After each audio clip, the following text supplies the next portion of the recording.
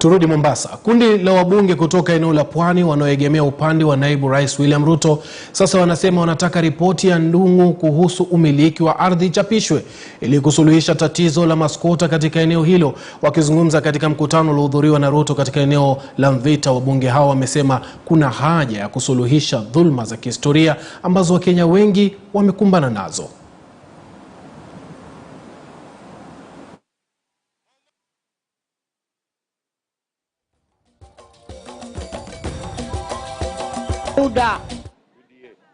UDA leo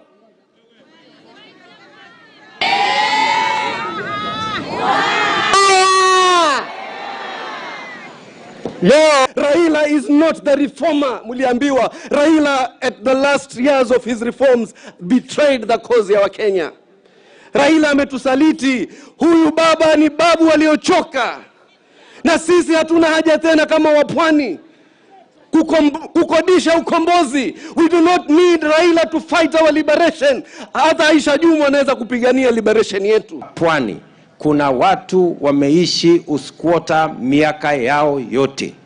Babu zao walikuwa maskwota,